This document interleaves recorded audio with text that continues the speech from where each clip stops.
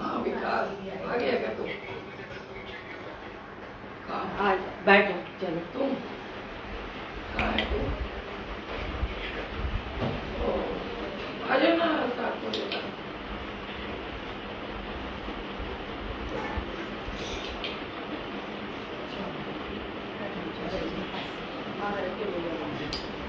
ये लो।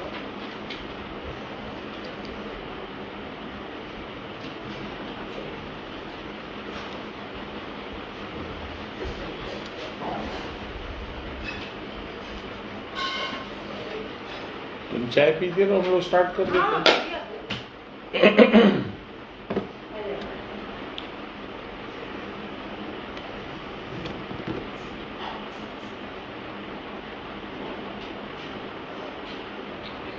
জয় গুরু দাদা। জয় গুরুদি, কেমন আছেন? ভালো আছি, আজকে খুব বৃষ্টি এখানে। তাই? হুম। হুম। এখন যা চর্চা চলছে কতটা বুঝতে পাচ্ছেন? মনের মধ্যে ঢুকছে? হ্যাঁ। মোক্ষ নিয়ে সান্যাল মহাশয় বলছেন তো, আপনি তো ভক্ত লোক, আপনি তো বুঝতেই পারবেন। না, আমি শুনি, শুনা যে আপনি যা বলেন ওগুলি মনে মনে ভাবতে থাকি। এই বিষয়টা, এই বিষয় যা যা বুঝায় বলেন চিন্তা করতে থাকি, ভাবতে থাকি। আর জিজ্ঞাসা করার মতো প্রশ্ন থাকেই না, আপনি তো সব বুঝিয়ে বলেই দেন। আবার বলি, আমি বলি না, আমার বোঝাবার ক্ষমতা নেই, এটা সব মহারাজ করেন। আমাকে কে বোঝায় আপনি বলুন তো? উনিই তো করেন। আপনাকে বাবা বুঝায়। এই আমার মারফত আপনাদের সবাইকে বোঝানো হচ্ছে আমার কোনো ক্ষমতা নেই দিদি, আমার শুধু ভয়েস একটু স্ট্রং আছে, মাত্র এতটা। আর কিন্তু কিছু- বাবার মতনই আওয়াজটা। তো এতদিন ওনার কাছে শিখেছি, এতদিন ওনার চরণের কাছে রয়েছি।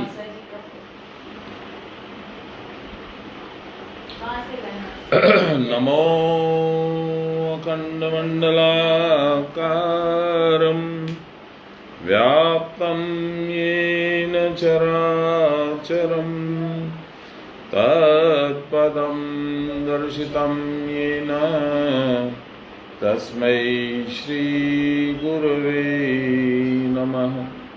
गुरुर्ब्रह्मा गुरुर्विष्णु गुरुर्देवो महेश्वर गुरुर्साक्षात् परब्रह्म तस्मै श्रीगुरवे नमः। ध्यानमूलं गुरोर्मूर्ति पूजामूलं गुरोर्पदं मन्त्रमूलं गुरोर्वाक्यं मोक्षमूलं गुरोर्कृपाम् ब्रह्मानन्दं परमसुखदं केवलं ज्ञानमूर्तिं द्वन्द्वातीतं गगनसदृशं तत्त्वमस्यादिलक्ष्यम् एकं नित्यं विमलमचलं सर्वदा साक्षिभूतं भावातीतं त्रिगुणरहितं सद्गुरुं तं नमामि, सद्गुरुं तं स्मरामि, सद्गुरुं तं भजामि। सर्वधर्मान् परित्यज्य मामेकं शरणं व्रज, अहं त्वां सर्वपापेभ्यो मोक्षयिष्यामि मा शुचः। अनन्याश्चिन्तयन्तो मां ये जना पर्युपासते तेषां नित्याभियुक्तानां योगक्षेमं वहाम्यहम्। ये तु सर्वाणि कर्माणि मयि सन्न्यस्य मत्परः। टू मच नॉइस, ये बीच वाला बंद कर दीजिए, बस हाँ बंद कर दीजिए। ये तु सर्वाणि कर्माणि मयि सन्न्यस्य मत्परः अनन्यनैव योगेन मां ध्यायन्तम् उपासते तेषामहं समुद्धर्ता मृत्युसंसारसागरात् भवामि नाचिरेणार्थ मय्यावेशित चेतसाम् नमो ब्रह्मण्यदेवाय गोब्राह्मणहिताय च जगद्विताय श्रीकृष्णाय गोविन्दाय नमो नमः। मूकं करोति वाचालं पङ्गुं लङ्घयते गिरिं यत्कृपातमहं वन्दे परमानन्दमाधवम्।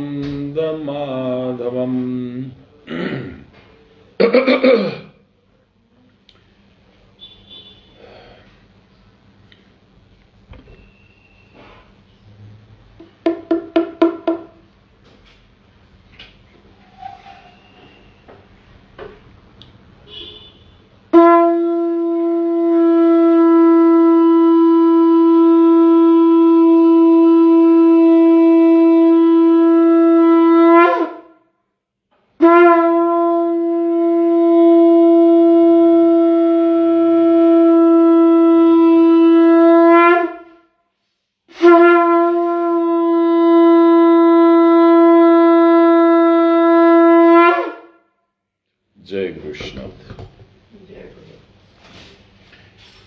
आप लोगों के सबके जानकारी के लिए, याददाश्त के लिए बता दूं कि अभी हम लोग समस्त गीता का सारांश पढ़ रहे हैं। ये एक तरह से अब बड़ी विचित्र बात है, लेकिन बड़ी अच्छी भी बात है। सारे शास्त्रों का निचोड़ गीता है और पूरी गीता का निचोड़ ये सारांश है। सान्याल महाशय की रचना है। अद्भुत शब्दावली, अद्भुत भाषा, अद्भुत लेखन और अद्भुत ज्ञान, इतनी सारी चीजों का मिश्रण इसमें है। मैं आज तक, आओ भाई साहब, मैं आज तक गीता शायद 8 या 10 बार पढ़ चुका हूं, राउंड पूरा 700 श्लोक व्याख्या सहित। हर बार कुछ एक ऐसी चीज में मन अटक जाता है। जैसे पिछले राउंड में 13वां और 14वां अध्याय, वो बहुत बहुत अच्छा लगा था। अब ये सारांश जो है ये बहुत अच्छा लग रहा है। ये सारांश क्या है, पूरी गीता क्या है? भगवान कहते हैं कि तुम जो है संसार में फंसे हो, तुमको संसार को छोड़ना पड़ेगा यदि मुझको पाना है तो, नहीं तो कोई असुविधा नहीं है, मुझे कोई हड़बड़ नहीं है। तुम वापस आओ संसार में, तकलीफ पाओ, संताप पाओ, क्लेश पाओ। जब तुमको मन भर जाएगा कि अब और नहीं बर्दाश्त होता है, तब करना, मेरे लिए तो कोई फर्क नहीं पड़ता। क्यों ऐसा बोलते हैं भगवान? अपने बच्चे को तो हम लोग समझाएंगे ना, नहीं बेटा ये सब मत करो, इसमें ऐसा होगा, तो वो उन्होंने समझा दिया। लेकिन बच्चा बड़ा हो गया और उसकी अपनी इंडिपेंडेंट थिंकिंग है, उसकी अपनी सोच है, अपना मंतव्य है, गंतव्य है, तो वो करना चाहेगा तो करे, नहीं करना चाहे तो मत करे। क्यों? कहते हैं, इंग्लिश में कहते हैं, जब बाप के जूते बच्चे को आने लग जाएं तो फिर उसको अकेला छोड़ देना चाहिए। अब वो बड़ा हो गया। भगवान यही कहते हैं कि मैं तुमको अपना अंश मानता हूं, तो मेरे पास जो पावर है, जो भी संपत्ति अर्ज करी है मैंने, संसार बनाया, ये किया, वो जितना मेरा है उतना तुम्हारा भी है। अब तुम डिसाइड करो कि तुमको किधर जाना है, इधर जाना है कि इधर जाना है। और हम लोग अमूमन शब्द, स्पर्श, रूप, रस, गंध के चक्कर में पड़ के संसार को पकड़ते हैं। भगवान को बोलते हैं ठीक है, तो आप कहां जा रहे हो, आप तो हो ही वहीं पे, आ जाएंगे आपके पास। अभी 60 साल होने दो, मेरा 60 साल होता है तो बोलते हैं अभी 60 में तो मैं जवान हूं, सब मेरा हेल्थ ठीक है एकदम, अभी क्या हड़बड़ है, 70 होने दो। जब 70 होते बोलते अभी तो चल फिर रहा हूं, ठीक ही हूं, अभी और थोड़ा संसार यूज कर ले दो। अल्टीमेटली यमराज आके बोलता है कि ठीक है, हो गया तेरा, बार बार पोस्टपोन कर रहा था, ठीक है, फ्रेश संसार देता हूं तुमको, फ्रेश इनिंग्स, चलो फर्स्ट मैच में तूने 0 बनाया था, इस मैच में तू 100 बना लेना, चल मेरे साथ। मनुष्य इस गति से निकल ही नहीं पाता है। आपको अंदाज है कितनी योनियां हैं टोटल? 84 लाख बोलते हैं। इसमें 80 लाख योनियां जो हैं भोग योनि, निम्न कोटि की योनियां हैं। कीड़ा मकोड़ा, पशु पक्षी, जीव जानवर, सांप, छिपकली, मगरमच्छ, ये अपने भोग को भोगने के लिए आते हैं। इसलिए देखिए, हर प्राणी का भोग जो है वो उस मच्छर कितने दिन, मुझे मालूम नहीं है, अंदाज से बोलता हूं 2 दिन, 3 दिन, 5 दिन, मुझे नहीं मालूम है। मक्खी कुछ हो सकता है 2-4 दिन, उससे ज्यादा। एक ही जानवर मैं जानता हूं जो 100 वर्ष से ज्यादा जीता है, बड़ा वाला कछुआ, राइट? तुम और कुछ बोल रहे हो? हाथी? कछुआ तो 300 साल जीता। हाँ, वही तो बोल रहे हैं, 100 साल से ज्यादा बोला मैंने। मनुष्य जो है वो 100 साल तक पहुंचने की चेष्टा करता है, कोई पहुंच पाता है, कोई नहीं पहुंच पाता। तो ये पहुंच के क्या आपने अचीव किया वो देखो। 16वें अध्याय में भगवान बोलते हैं देव असुर संपद विभाग योग। आप आए खाली हाथ, लड़के झगड़ के, चीटिंग करके, बेईमानी करके, मारा पीटी करके, ये करके वो करके, बहुत सारा इकट्ठा कर लिया, गए खाली हाथ। वो जो इकट्ठा किया, सारी जिंदगी उसमें व्यय कर दी, वो किसी काम का नहीं रहा। कबीरदास जी का वो भजन है, उसमें वो जो है ना, हम बहुत बार बोलते हैं, वो हेली मारी निर्गुण सीढ़ी बड़ी सांकरी रे, वहां तो चढ़ो नहीं जाए है। सांकरी जो सीढ़ी है वो सुषुम्ना है, उसमें प्रवेश नहीं होता है, इसलिए हम लोग कुटस्थ तक नहीं आ पाते हैं। फिर उसमें आगे बोलते हैं हेली मारी अनहत का बाजार मेरे, हीरा को व्यापार है। अनहत का बाजार, सांस जहां से आती जाती है, हृदय जहां से दुख दुख दुख दुख करता है, वहां क्या है? हीरा का व्यापार है। ये कौन सा हीरा है? अश्वत्थामा जो अपने यहां पे धारण करता था, मणि।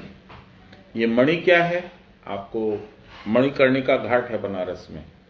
शिव जी की शक्ति जो है वो उसमें अंतर्निहित रहती है, क्योंकि ये जो कुटस्थ है ये शिव की काशी है। इसको काशी सर्व प्रकाशिका भी बोलते हैं, इसलिए मणिकर्णिका का वहां होना जरूरी है, क्योंकि शिव की शक्ति उसमें संपिंडित है। वहां पे देवी का वो शक्ति स्थल है ना? तो ये जो मणि है, होगा, मेरे को इतना नहीं पता। नहीं, हम लोग पहचानते हैं ना, मणिकर्णिका घाट के बगल में ही वो लगता है, सब जो दाह वगैरह होता है वहीं पे लगता है, बगल में। 10 अश्वमेध घाट नहीं, वो तो बहुत आगे है, मणिकर्णिका घाट इधर है। अच्छा, भ्रांति क्या है? मनुष्य समझता है कि काशी जाके मरूंगा तो मेरे को मोक्ष मिलेगा। ये सही है, लेकिन कौन सी काशी? यदि कुटस्थ में ध्यान रख करके, कुटस्थ में रह करके तुम मरोगे तो मोक्ष मिलेगा। अब तुम चले जाते हो बनारस, मोक्ष धाम बोल के बड़े बड़े आश्रम बने हुए, धर्मशालाएं बने हुए, मोक्ष धाम। तो मोक्ष धाम क्या है? वहां कूड़ा धाम है।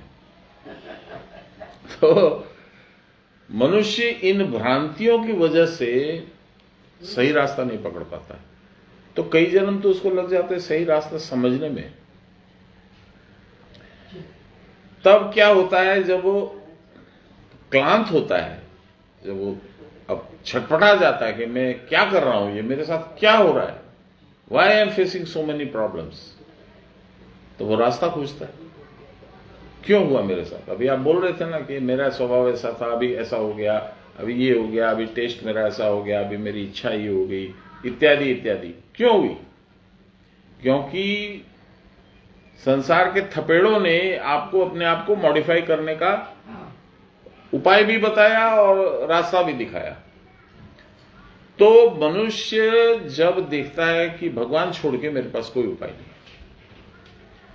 तब वो खोजता है कि मेरे को सही रास्ता कौन बताएगा। शिव की पूजा करूं कि कृष्ण की करूं कि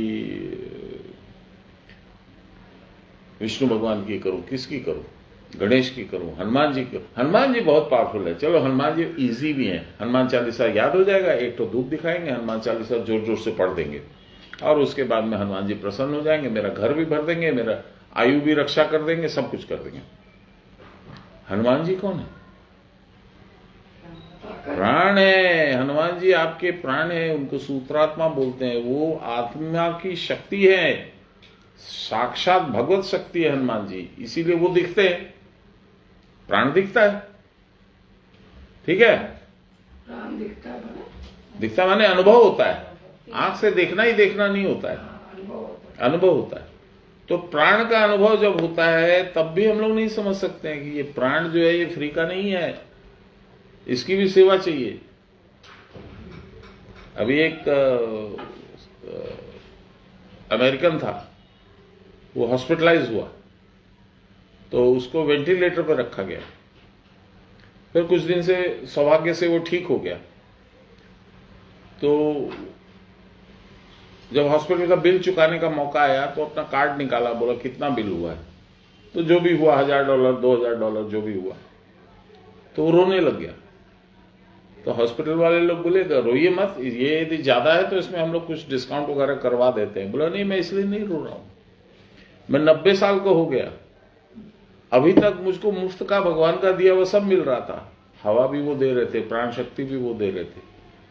अब मेरे को खरीद करके प्राण बचाना पड़ रहा है, इसलिए रो रहा हूं मैं। सारा टाइम तो मैंने वेस्ट किया, उसको फ्री का समझा, मिसयूज किया। हाँ। तो मैं ये कहना चाह रहा हूं, भगवान ये बोलना चाह रहे हैं इस गीता, समस्त गीता के सारांश में, कि तुमको जो है रास्ता पहले से समझना होगा। नहीं समझोगे वापस आओगे। कितनी बार वापस आओगे? देखो तुम कितनी बार आना चाहते हो। 84 लाख बार तुम आ चुके हो मिनिमम। बहुत सारी योनियां रिपीट होती हैं। तो इस योनि में तुम आकर के खाली कष्ट छोड़ के कुछ नहीं पाते हो। और आना इसलिए अनिवार्य है कि तुम ऐसे कर्म करते हो, ऐसी सोच है तुम्हारी। 2 कारण से पुनर्जन्म होता है। एक, कर्मों के लिए, कर्मों का भोग भोगने के लिए, अच्छा भी बुरा भी। अच्छा होता है 4 आना और बुरा होता है 12 आना, इसलिए कष्ट होता है 12 आना और सुख होता है 4 आना। दूसरा कारण होता है अंत समय की सोच। अंत समय की सोच में यदि आपने जड़ भरत वगैरह की सबकी अजामिल की, इसकी उसकी कहानी भागवत में भरी पड़ी है, तो उसको रिपीट करने का मतलब नहीं है। लेकिन अंत समय की सोच ऐसी पावरफुल होती है कि हम लोग साधारण जीवन में सोचते हैं, फिर सोच बदल लेते हैं। अंत समय की सोच बदलती नहीं।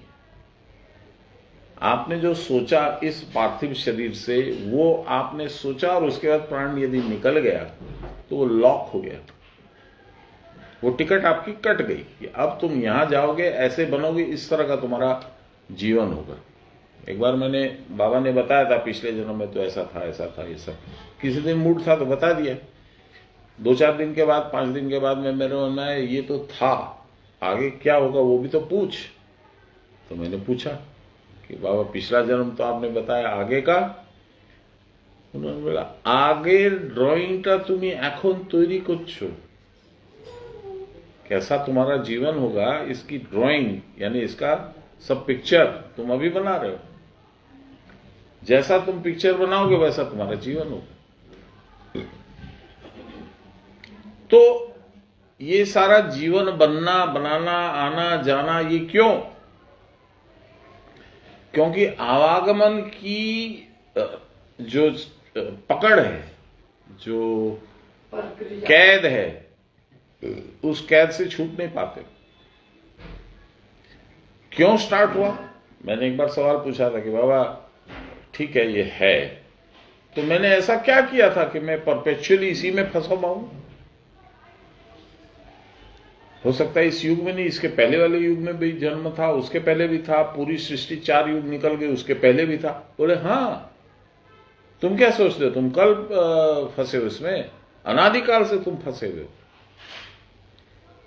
सृष्टि जब समाप्त होती है, जिस दिन प्रलय आती है, उस दिन सब कुछ भगवान के अंदर में वक्षस्थल में जाकर के भगवान के और वो सो जाती है प्रकृति, जिसको आद्या शक्ति बोलते हैं।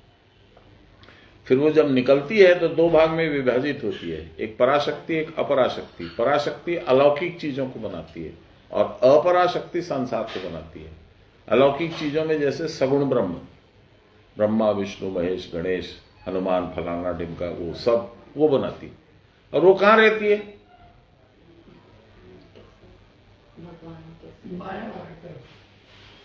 आपकी सुषुम्ना में। ब्रह्म का स्थान वही है, आप ही के अंदर भगवान रहते हैं। और भगवान के लिए ना अंदर कुछ है ना बाहर कुछ है, अंदर बाहर एक है। अंदर बाहर तो हमारी कल्पना का खेल है। तो सान्याल महाशय ने हम लोगों को इस गीता के सारांश में ये बताने की चेष्टा की है कि इस विशस साइकिल को, जिसको इंग्लिश में कहते हैं कैच 22 सिचुएशन, करो तो मरो, नहीं करो तो मरो, उससे बचोगे कैसे? तो हम लोग 513 नंबर पेज तक कल पढ़े थे। आज हम चेष्टा करते हैं, तो आप अभी उनका लिखा हुआ पढ़ रहे हो। अब पढ़ रहे हैं उनका लिखा हुआ। वो जब थे तो वो बोलते थे। हाँ, लास्ट में बोला था उन्होंने, उनका अंतिम उपदेश मुझे मालूम है। उनका जो सेवक था उस समय, जो उनका पर्सनल अटेंडेंट था, वो मंदार में था कुछ दिन पहले तक, उसने बताया था कि लास्ट का उनका उपदेश ये था। क्या था भाई? शरीर को बोलते थे पौर, ये तुम्हारा नहीं है, ये दूसरे का है, भगवान का है, दूसरा ये है, यमराज का है, जिसका भी है। और निज में तुम्हारा सिर्फ आत्मा है।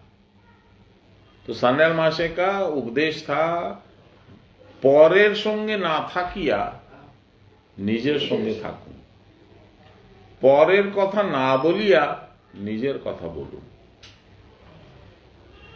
পরের কথা না ভাবিया নিজের কথা भाबुन। ये उनका अंतिम उपदेश था। दूसरे दिन शरीर छोड़ दिया उन्होंने। रोज शाम की ज्ञान सभा बैठती थी, भक्त लोग आते थे, बाहर के आगंतुक लोग आते थे, कोई कहीं से आता था, कोई कहीं से आता था। उस समय वो बैठते थे, 2 घंटा 3 घंटा चर्चा चलती थी। बाबा लोग की यही स्टाइल है। हमारे गुरु महाराज 5, सवा 5, 5:30 तक बैठ जाते थे। जब तक भक्त उठता नहीं जाता था तब तक वो बैठे रहते थे बेचारे। अब मैं सवाल करता रहता था, मेरा तो मन ही नहीं करता था जाने का। तो 12:30 1 बजे लास्ट में खुद बोलते थे, ओरे बाड़ी जाबी ना, अनेक रात हो गए, जा बेरो। हाँ बाबा जाची।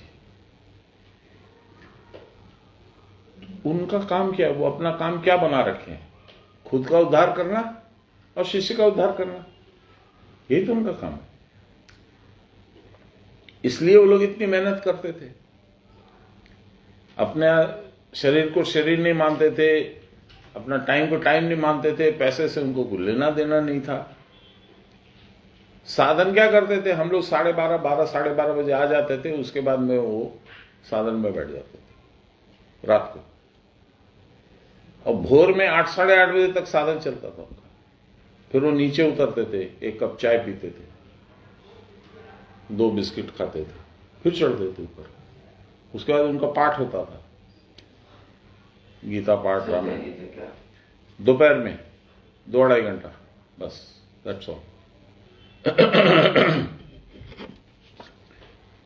आज हम लोग पढ़े 512 नंबर पेज से ही पढ़ते चलिए, 1 पेज एक्स्ट्रा।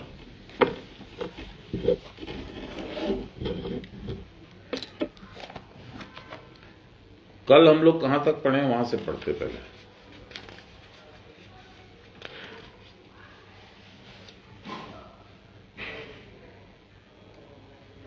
परमात्मा मेरे परम बंधु हैं, उनको आश्रय करके मैं उनके स्वरूपत्व को प्राप्त करके उनसे अभिन्न हो सकता हूं। उनके स्वरूपत्व, प्लीज,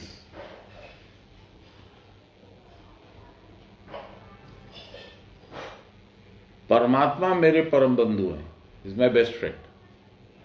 उनको आश्रय करके उनके स्वरूपत्व को प्राप्त करके। मैं तो उन्हीं का स्वरूप हूं। मैंने अपना एक नया कपड़ा पहन रखा, शरीर। मैं सोचता हूं ये शरीर जो है यही मैं हूं, ये तो खत्म हो जाएगा। आज हो, कल हो, परसों हो, खत्म तो होना ही है इसको। कपड़ा जैसे जीर्ण हो जाता है तो क्या करते हैं, दे दे रहे, किसी को दे दे, तो कोई नहीं लेता तो ठीक है, उसको पोंछा में लगा ले, यूज कर ले। तो मैं उनके स्वरूपत्व को प्राप्त करके उनसे अभिन्न हो सकता हूं। अभिन्न, नो डिफरेंट। उनमें और मेरे में कोई फर्क नहीं रहेगा। ऐसा मुझ में उनके किसी भी अंश से न्यूनता नहीं है। I am not less by him, from him in any degree. जैसे वो हैं वैसा ही कंप्लीटली मैं हूं। मैं उनके ही समान निर्मल और अव्यक्त हूं, इसमें कोई संदेह नहीं है। मोहवश, देखिए यहां से कैसे फंसे हम लोग। मोहवश प्रकृति के वशीभूत होने के कारण, प्रकृति के वशीभूत कैसे हो गए?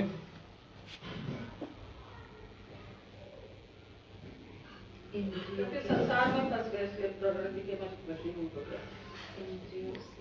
ये अपना संसार, बेटा बेटी, ये सब धन, सब इससे वशीभूत हो गए। नारद ने जो बताया नचिकेता को, वही है यहां का जवाब। मैं प्रकृति में कैसे फंसा? नारद ने नचिकेता को बताया, परांचिखानी व्यतृणत स्वयंभो तस्मात् परांग पश्यन्ति न अंतरात्मना। भगवान ने इंद्रियों को बहिर्मुखी बनाया है, इसीलिए हम लोगों को संसार दिखता है, अब हमारे अंदर बैठी हुई आत्मा नहीं दिखती। आत्मा यानी भगवान हमारे अंदर बैठा। हम ढूंढते हैं उनको बद्रीनारायण में, तिरुपति में, पुरी में, द्वारकाधीश के यहां, वहां भी है, पर वो सगुण रूप है। निर्गुण रूप आपके अंदर बैठा है, नहीं जानते हो। जानते हैं ना, जब प्राण नहीं आते, तकलीफ होती है, तब जानते हैं ना। माने आपको बतलाने के लिए तकलीफ जरूरी है। नहीं बोले जानते तक। भगवान को कब जानते हैं? जब हम तकलीफ में आते हैं। जब हम स्वस्थ हैं तब हमको पार्टी दिखती है, वॉकिंग दिखती है, कचौड़ी दिखती है, चाय दिखती है, ये सब दिखती है। ये मनुष्य का स्वभाव है, इसमें कोई नई बात नहीं है। ये सब करते हैं क्योंकि भगवान को याद करते हैं। वाह, अब बहुत ऊंचे स्टेज में पहुंच गए हैं। जरूर कर सकते हैं, क्योंकि वो स्टेज आएगा तब ना। वो है, इसमें वही बोले हैं, देखो पढ़ बता रहे हैं। मैंने निर्गुण होकर भी सगुण प्रकृति के सहवास में इतना समय बिता दिया। मैं कौन हूं? निर्गुण ब्रह्म हूं, आत्मा हूं। उसका कोई रूप नहीं है, कोई शेप नहीं है, साइज नहीं है, कुछ नहीं है। मैं वो हूं, लेकिन मैंने सगुण प्रकृति में, ये मेरी पत्नी, ये मेरा बेटा, ये मेरा धन, ये मेरी संपत्ति, ये मेरा ये, और कुछ नहीं है, सब छोड़ के जाएगा। जाओ नुगुरी काया थारो, काई गुण गावा, काई जस गावा। महल बनाया हंसा रे बानी पाया, अरे हारे। गादी गलीचा धर्या रे महल में, अरे हारे। एक दिन जलेगा काया लकड़ी का संग में, अरे हारे। क्या कमाएगा तुम्हारा गादी गलीचा, कंफर्ट, कुशन? कुछ नहीं कमाएगा। मैंने निर्गुण होकर भी सगुण प्रकृति के सहवास में इतना समय बिता दिया, मेरे समान निर्बोध और कौन है? निर्बोध को बहुत, जो रांची में ट्रीटमेंट होता है वही निर्बोध है, बेवकूफ। इस दुर्दशा से मुक्ति प्राप्त करने के लिए शास्त्र उपदेश देते हैं। इसको दुर्दशा बताया, जो संसार में हम लोग रह रहे हैं, संसार का हम लोग जहर पी रहे हैं, घोल रहे हैं, यहां दबा रहे हैं, यहां दबा रहे हैं, इस पॉकेट में दबा रहे हैं, उस पॉकेट में दबा रहे हैं, इसको दुर्दशा कहते हैं भगवान। प्रकृति भिन्न मात्मानम विचारे सदा नग, अर्जुन को बता रहे हैं भगवान। हे अनघ, प्रकृति से आत्मा भिन्न है, इसका तुम सदा विचार करते रहो। भगवान ने इसी बात का फिर समर्थन किया है। उपद्रष्टानुमंता च भर्ता भोक्ता महेश्वर परमात्मेति चापयुक्तो देहे अस्मिन् पुरुष परम नान्यम गुणेभ्य कर्तारम यदा द्रष्टानुपश्यति गुणेभ्यश्च परम वेत्ति मद्भावम सोऽधिगच्छति। श्रीधर स्वामी इसकी व्याख्या में कहते हैं, प्रकृति जनिक अविवेकवश दृश्य का यह संसार है। आपको अविवेकवश दिखता है। जैसे अभी राम मंदिर बना, मैं उस समय से उत्सुक हो गया, राम मंदिर तो जाना है, राम मंदिर तो जाना है, राम मंदिर तो जाना है। मैंने बुकिंग भी करा दी, वो ठीक है, बुकिंग कैंसिल करनी पड़ी। अविवेकवश तुम वहां क्या देखने जा रहे हो? मंदिर की भव्यता देखने जा रहे हो? मोदी जी को देखने जा रहे हो? राम का विग्रह देखने जा रहे हो? क्या देखने जा रहे हो? तुमको क्या हासिल होगा अयोध्या में यदि जाओगे तो? विवेक नहीं है, इसलिए हम लोग नहीं देखना है। ये तो 500 साल के बाद भगवान का घर बना है, भगवान आए हैं, हम कैसे नहीं जाएंगे? भगवान तो सब समय थे और उनका घर तुम्हारा मन है। तेरे पूजन को भगवान बना मन मंदिर आलीशान, तो इसी में है। तो वहां क्या जाएगा? यही है अविवेक। इंद्रियों को तृप्ति देने के लिए हमको अयोध्या में राम मंदिर का दर्शन करना है। जो क्वेश्चन आपको पूछे वो यही था जी, बोलने में फर्क हो गया। कोई बात। हम वहाँ क्या देखेंगे? उसका वो बना हुआ बाहर का भव्य वो, या राम लला की मूर्ति, या उसका वो। इसमें कई मिश्रित भाव हैं, इसमें कई मिश्रित भाव हैं। एक तो ये कि 500 साल से बर्बर आक्रमणकारियों ने हमारे राम जी के घर को तोड़ करके ये कर रखा था, अब हम जीत गए। हाँ। तो ये एक तृप्ति की बात है। क्या तृप्ति है? वो तो यहीं पे है। वो तो है ही यहीं पे। तो ये सोच की बात है, इसी को विवेक और अविवेक बोलते हैं। वस्तुतः पुरुष का संसार है ही नहीं। प्रकृति के कार्यदेह में अवस्थित होकर भी पुरुष प्रकृति से भिन्न है, अर्थात प्रकृति के गुण से युक्त नहीं है। प्रकृति के कौन से गुण है? 3 गुण, रजोगुण, तमोगुण, सतोगुण। रजोगुण क्या होता है? संग्रहण। मेरे पास में 50 करोड़ रुपया बाजार में खटा रहा हूं मैं, मेरे पास में मर्सिडीज गाड़ी है, मेरे पास में रोल्स रॉयस है, मेरे पास में फलाना है, मेरा मकान जो है 12,000 फुट का है। तो क्या हो गया? क्या हो गया? सोएगा तो तू 6 फुट जगह पे ही, कि तू 12,000 में फैल के सोएगा। पर उतना सोचता नहीं कोई। नहीं, मेरे को तो ये चाहिए, एक तो ड्राइंग रूम चाहिए, एक तो स्विमिंग पूल चाहिए, एक तो ये चाहिए, एक तो वो चाहिए। ले ले, बना ले। क्योंकि पुरुष प्रकृति के कार्य का साक्षी मात्र है। समझे इसको? साक्षी मात्र क्यों है? भगवान देखता है क्या कर रहा है तू, कौन से गुण में खेल के कौन सा तू अपकर्म कर रहा है, वो फंसता है। भगवान का बनाया हुआ नियम है, अहंकार करेगा तो ऐसा होगा, किसी का धन हड़पेगा तो ऐसा होगा, किसी को झूठ बोलेगा तो ऐसा होगा।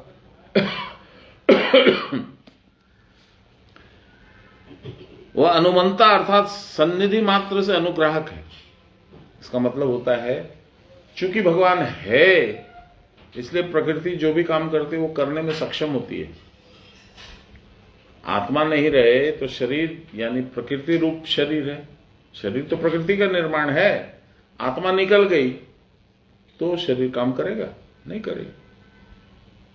इसलिए आत्मा जब तक है भगवान, तब तक प्रकृति अपना काम करती है। वह भरता है अर्थात देहेंद्रिय की सत्ता का स्फुरण उसी से होता है। उसके न रहने पर देहेंद्रिय मन बुद्धि किसी की भी पुष्टि नहीं होती। वह भोगता है अर्थात सुख दुख आदि रूप बुद्धि वृत्ति का यह उपलब्धि करता है। अभी मैं बड़ा सुखी हूं, अभी मैंने 2 अनारस की कचौड़ी दबाई है और गरम गरम चाय पी है, बड़ा सुख में हूं। है? ये कौन बोलता है? ये इसका ज्ञान आपको होता कैसे कि आप सुख में हैं कि दुख में हैं? इंद्रियों द्वारा ये मैसेज आपकी मन में पहुंचता है। मन कहता हाँ ठीक, तो सुबह से भूखा था, अभी 2 कचौड़ी खाया तो चैन आया। बुद्धि उसको अनुमोदन करती है, कंफर्म करती है मैं सुख में हूं कि दुख में हूं। मैं गिर गया, चोट लग गई। कहां लगी चोट? तेरे को लगी, प्रकृति को लगी, लेकिन मन बोलेगा मुझे चोट लगी। वो तो ये नहीं बोलेगा ना कि तेरे पैर को चोट लगी है। और फिर मन कहेगा बुद्धि को कि इसमें ये दवाई लगा, ये आइस लगा, आइस पैक कर, ये हॉट पैक कर, ये कर, वो सब बुद्धि बोतेगी। यानी प्रकृति का काम है टोटल। सुख दुख जो भी है वो प्रकृति का काम है, उसमें भगवान नहीं है इन्वॉल्व।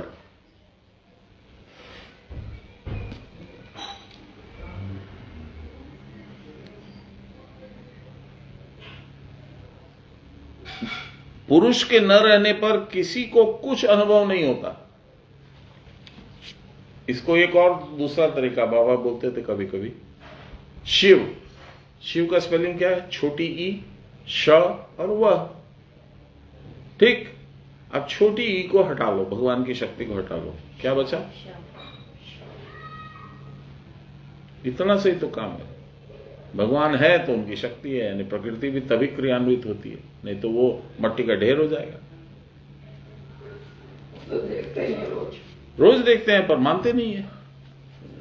हम लोग धनबाद में तो छोटी सी जगह थी, हम लोग कोई ना कोई चला जाता था ऊपर, तो हम लोग को घाट पे जाना पड़ता था। पहले भैया जाते थे, फिर दूसरे जाते थे, कभी कभी मैं भी जाता था। तो बड़े ज्ञानी लोग आते थे, समाज के जो ज्ञानी लोग थे। यही तो है, लोग तो समझे कि नहीं, यही तो अंत है।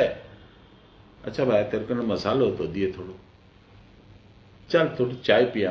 अब मुर्दा जल रहा है वहां पे, उसको मसाला सूझ रहा है, चाय सूझ रहा है, समोसा सूझ रहा है, कुछ नहीं है। मनुष्य की आंख खुलती ही नहीं है।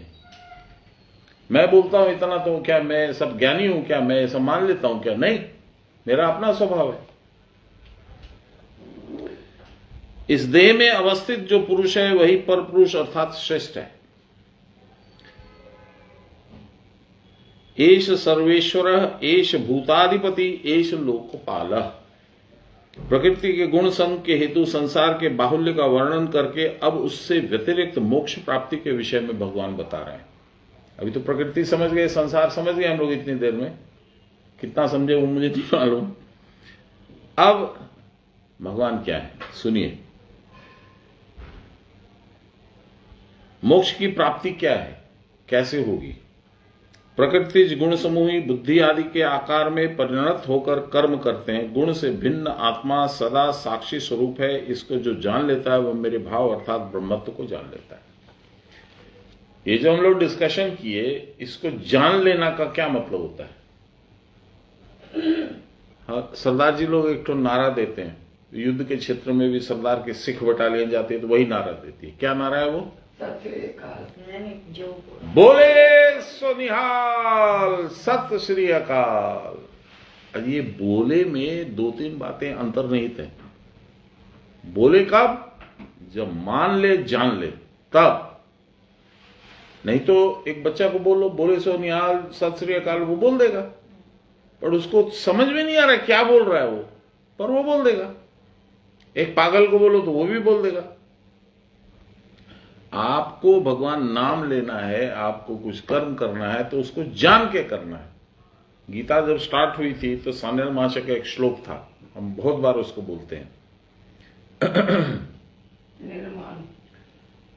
मंत्रार्थम मंत्र चैतन्यम योनि मुद्राम न वेत्ति शतकोटि जपेन येन तस्य सिद्धिर्न लभ्यते। मंत्र का अर्थ नहीं मालूम हो।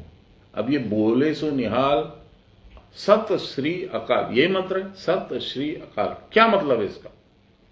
जानता ही नहीं, बस खाली बोले जा रहा है। हम लोग क्या कर रहे हैं? ओम नमः शिवाय, ओम नमः शिवाय, ओम नमः शिवाय, ओम नमः शिवाय। व्हाट इज दिस ओम नमः शिवाय? जानते नहीं। मंत्रार्थम मंत्र चैतन्यम, ये चैतन्य गुरु से नहीं मिला हो। बाबा बोले थे, मेरे बड़े भाई साहब की दीक्षा हो रही थी तो हम उधेड़बुन में थे, तो भाई साहब का थोड़ा लिहाज था, उनको पता नहीं अच्छा लगेगा कि नहीं, मैं बैठूं कि नहीं बैठूं, और मेरा मन है बैठने का। तो बाबा ये बोले, जीते कंबल लगा और नीचे बॉस बैठा दिए, वो समझ गए। लास्ट में जब उनकी दीक्षा हो गई तो एक बात बोली, जानते हो परमेश्वर, यही मंत्र जो हम तुमको दिया है ये तो जीतेन भी जानता है, वो भी दे सकता है तुमको, पर वो काम नहीं करेगा। क्यों नहीं करेगा? क्योंकि जीतेन को उसका गुरु ने पावर नहीं दिया है मंत्र देने का। मेरे को मेरा गुरु ने दिया है पावर। मंत्रार्थम मंत्र चैतन्यम, चैतन्य गुरु से नहीं मिलेगा तो मंत्र चैतन्य नहीं है, इट विल नॉट वर्क। अच्छा, मंत्र क्या है? तंत्र और मंत्र क्या है जानती हो? जो मन को तन को त्राण है वो तंत्र है, मनन करते हो जो मन को close but not no cigar.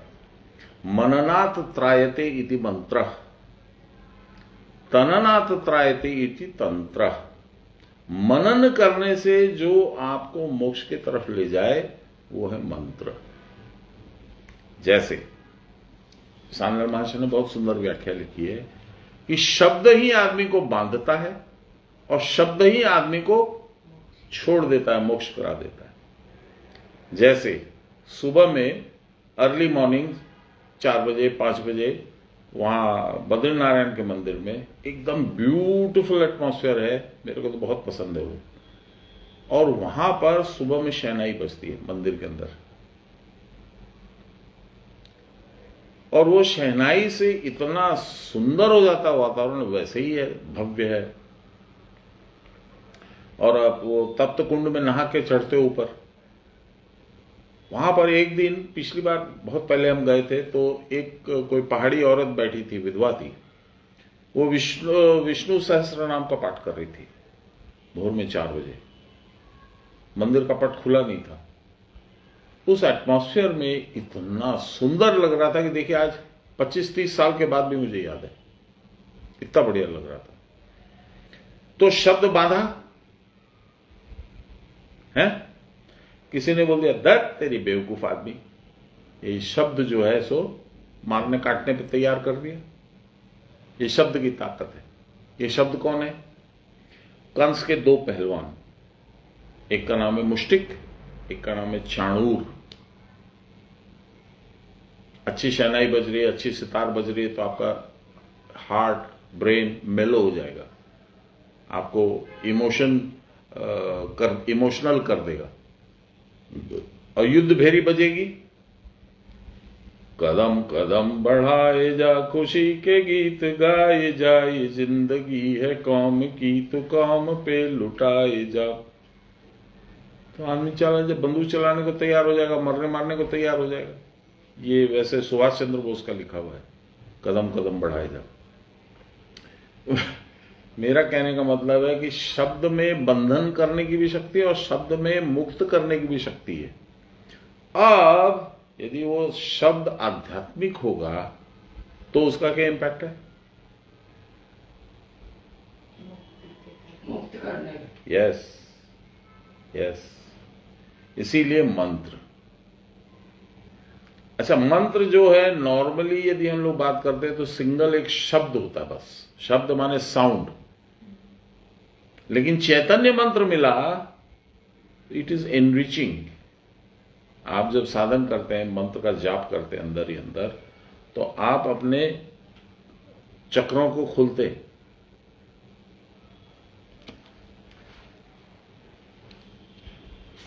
ये ज्ञात नहीं है कि जीव अपने उस स्वरूप को कैसे भूल गया जो हो। अब वह फिर अपने निज स्वरूप के साथ परिचय पाना चाहता है। निज स्वरूप को पहचान लेने की प्रणाली है, उसकी श्री भगवान ने गीता में अनेक स्थानों में व्याख्या की है। क्या प्रणाली है? मोक्ष पाने की। अपने को पहचानोगे तब तो मोक्ष मिलेगा। देखिए, सबसे पहले हम लोग सगुण ब्रह्म की पूजा करते हैं। अभी रामचंद्र जी आ गए मेरे घर में, उसके पहले हनुमान जी आए थे, उसके पहले गणेश जी आए थे, तो ऐसे आया तो हम लोग अच्छा लगा। ठीक है। सगुण ब्रह्म से आपका कंसंट्रेशन होता है, you can focus, you can think, sometimes you even want, हे भगवान मेरा ये काम करा दे। लेकिन एक लिमिट के कंसंट्रेशन के बाद में आपकी आंखें अपने आप बंद हो जाएंगी। ध्यान दिया कभी मंदिर में गए, तीर्थ में गए कहीं पर, तो भगवान का विग्रह का दर्शन करते करते करते करते थोड़ी देर में आंखें बंद हो जाती, आप अंदर की जर्नी पे चले जाते, अंतर्मुखी हो जाते। उस समय कौन रहता है आपका सामने? यस, निर्गुण ब्रह्म का वहां पे ध्यान रहता है। कभी ज्योति दिखती है, कभी प्रणव दिखता है, कभी कुछ होता है, ये सब होता है। ठीक, तो ये जो सगुण ब्रह्म की पूजा है मंदिरों में, अपने खुद के घर में, ये सब है प्रिलिमिनरी पूजा। अभी बाबा बोलेंगे ये बात, हमको जहां तक याद है, कल थोड़ा सा पाठ हुआ था ये, उससे ग्रेजुएट करना होगा। कबीरदास जी इसके लिए भी बोले हैं, थारा रंग महल में अजब शहर में आजा रे हंसा भाई, निर्गुण राजा ने त्रिगुण सेज बिछाई। 3 गुण का निर्माण उन्होंने किया, उसी पे वो विराजते हैं सगुण रूप में। तुमको कुटस्थ में जो चाहोगे देखो दिखता है, इसीलिए उसका नाम है रंग महल। राजा लोग जब एंटरटेनमेंट करने जाते थे तो रंग महल में नाच होता था, गाना होता था, म्यूजिक होता था। ये भगवान का रंग महल है। ओरे हारे भाई ईना मंदरिया देव नाई, झालर कूटे गरज कसी। तो लाहिरी बाबा थे पिछले जन्म में, कबीरदास जी, वो तो सब जानते थे। तो बोले मंदिर में तुम घंटी बजाते हो और नमन करते हो, ये अच्छी बात है, पर भगवान तो तुम्हारे अंदर बैठा, वो तुम क्यों नहीं जानते हो? चलिए, अपने निज स्वरूप के साथ परिचय होना आवश्यक है। निज स्वरूप को पहचान लेने की प्रणाली है जो उसकी श्री भगवान ने गीता में अनेक स्थानों में व्याख्या की है। क्या कहा है भगवान ने? इदम ज्ञानमुपाश्रित्य मम साधर्म्यम आगता, सर्गेऽपि नोपजायन्ते प्रलये न व्यथन्ति च। सर्ग का मतलब होता है सृष्टि, सृष्टि का आरंभ, और विसर्ग का मतलब होता है प्रलय का आरंभ। यहां कहते हैं यह ज्ञान प्राप्त कर मेरा साधर्म्य प्राप्त करता है, मेरे जैसा ही हो जाता है, जैसा मैं हूं वैसा हो जाता है। अर्थात त्रिगुणातीत अवस्था को जो प्राप्त होता है, सृष्टि काल में भी जन्म ग्रहण नहीं करता है, सर्ग में नहीं आता है, और प्रलय काल में भी लय को प्राप्त नहीं होता। अब यह स्पष्ट हो गया कि जन्म मरण का दुख भोग ही जीवत्व है। आप जीव हैं तो जन्म मरण का आपके साथ लगा रहेगा। योग माया के द्वारा समाच्छन्न जीव ने निज स्वरूप को भूलकर देह में आत्मबुद्धि स्थापित किया। देह में आत्मबुद्धि, आत्मबुद्धि किसको कहते हैं? निज। यहां आत्मा माने निज, आत्म माने निज, मैं ये देह हूं, ये बुद्धि में निश्चित किया तो फंस गया। उसको मालूम ही नहीं है कि मैं ये कुटस्थ हूं, मैं ये आत्मा हूं, यहां कृष्ण है, वही मैं हूं, ये नहीं जानता। इसी से वह दीन है, आतुर है, आश्रय खोजने के लिए भटक रहा है। कहां जाऊं, क्या करूं, कौन मेरे को रिलीफ देगा, कौन मेरी सहायता करेगा, कौन मुझे रास्ता दिखाएगा, यही उसका चलता रहता है। इस मार्गच्युत भ्रांत पथिक के लिए, मार्ग से जो भटक गया है और भ्रांति में है, ऐसे पथिक रास्ते में चलने वाले के लिए ऋषियों ने साधन पथ का निर्देश किया। इसीलिए साधन इतना जरूरी है। जीव जब तक मोहाच्छन्न अवस्था में रहता है तब तक उसका लक्ष्य उच्च नहीं रहता। उसका लक्ष्य क्या है? अभी मेरे कने 1 करोड़ रुपया है, बस कितना दिन चाल सी गाड़ी, 3, 4, 5 करोड़ रुपया और कमाना पड़ेगा, यहाँ करोगे, यहाँ करोगे, यहाँ करोगे, इसमें लगा रहता है। भगवान तो उसके विचारों में आते ही नहीं है, और यदि आते भी हैं तो मंशा के साथ कि मेरा 5 करोड़ का जुगाड़ जो है वो कर दो प्रभु, आपको 1.25 मन लड्डू चढ़ाऊंगा खाटू श्याम में। उसका लड्डू क्या चढ़ता है वहां पे? चूरमा का लड्डू। हरे श्याम जी की बात। तब तक उसका लक्ष्य उच्च नहीं रहता, वो भगवान की नहीं सोच सकता है, और तब तक वह पशुवत जीवन व्यापन करता है। पशु क्या करते हैं? आहार, निद्रा, भय और मैथुन, यही जीव साधारण के धर्म है। मनुष्य और मनुष्येतर सारे जीव साधारणतः इसी धर्म के द्वारा परिचालित होते हैं।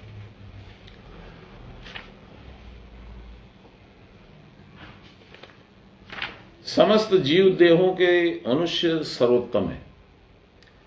कुत्ता, बिल्ली, गाय, बाघ, भालू, सबसे मनुष्य देह उत्तम है। इस देह को पाकर ही जीव मुक्ति का सोपान अन्वेषण करने में यत्नशील होता है। इसीलिए योग योनि, भगवान को जुड़ने की चेष्टा, बुद्धि मनुष्य देह में ही आती है। भालू को कोई चेष्टा नहीं होती कि वो भगवान से जुड़े, उसको भगवान क्या है ये मालूम भी नहीं होता। मनुष्य में धर्म अनन्य साधारण है, यही ज्ञान है। मनुष्य के भीतर जो पशु भाव रहता है उसको संयत करके इस ज्ञान के द्वारा मनुष्य दिव्य भाव को प्रस्फुटित कर सकता है। इसीलिए शिव जी का एक बाण है, एक अस्त्र है, उसका नाम क्या है? पशुपतास्त्र। पशु योनि से निर्माण करके, माने तुमको बचा करके मोक्ष दिलाते शिव जी उस अस्त्र को यूज करने से। इसीलिए जो संसार में रहना चाहता है संसारी है, वो पशुपतास्त्र से डरता है। मेरा तो संसार का मजा ही खत्म हो जाएगा। मनुष्य में धर्म अनन्य शरण होता है, यही जीव का परित्राण है। जो मोक्ष के सोपानभूत सुदुर्लभ मनुष्य देह पाकर इस देह मध्यस्थ जीव के परित्राण की चेष्टा नहीं करता है, उससे बढ़कर महापापी और कौन हो सकता है। सोपानभूतम मोक्षस्य मानुष्यम प्राप्य दुर्लभम यस्तारयति नात्मानं तस्मात् पापतरो अत्र कः। अधिकारी भेद से पशुत्व संयमन के 3 उपाय ऋषियों ने निर्देश किए।